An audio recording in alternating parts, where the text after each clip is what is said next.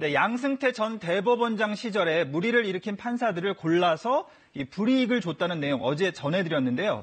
이런 블랙리스트에 오른 판사들이 7, 8명 정도 되는 것으로 확인이 됐습니다. 자, 한 사례를 보면요. 세월호와 관련해서 신문에 기고를 한 문유석 판사라고 있습니다.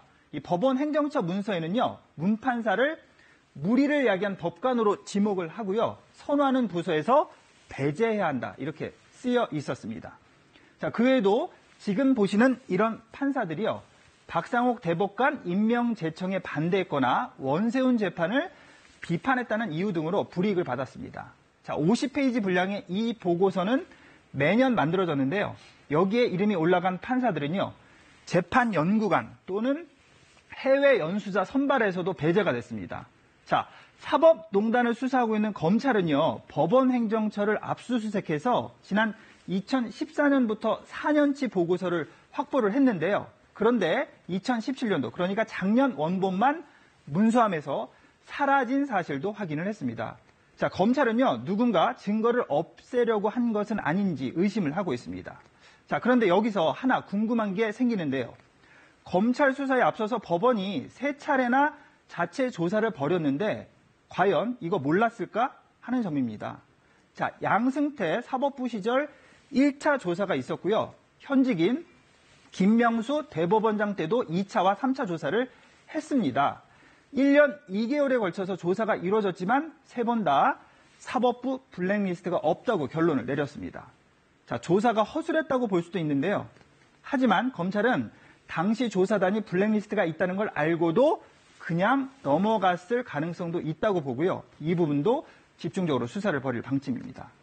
자, 검찰 수사와는 별도로 사법농단에 연루된 판사들을 탄핵하자는 이 법관 대표회의의 결정에 따라서요. 이제 공은 국회로 넘어갔습니다. 자, 그런데 당마다 의견이 분분합니다. 일단 민주당은 찬성 입장으로 탄핵 소추에 필요한 실무를 적극 검토하기로 했는데요.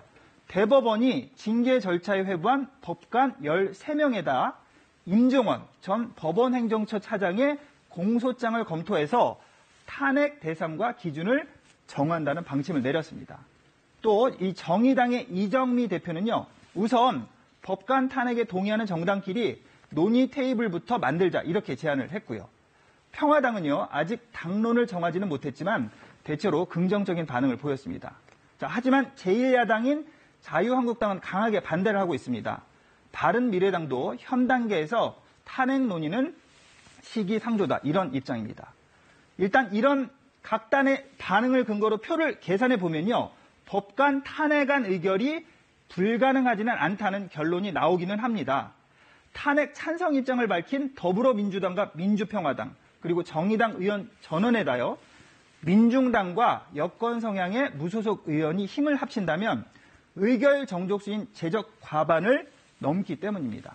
게다가 전국 법관 대표회의를 통해서 법관들 스스로가 법관 탄핵의 필요성을 인정했다는 점에서 힘을 받는 면도 있고요. 자, 하지만 각종 법안 처리에 야당의 협조가 절실한 여당이 야당의 의견을 무작정 무시할 수만은 없어서요. 쉽지 않은 상황입니다. 그래서 이 법관 탄핵 논의는요.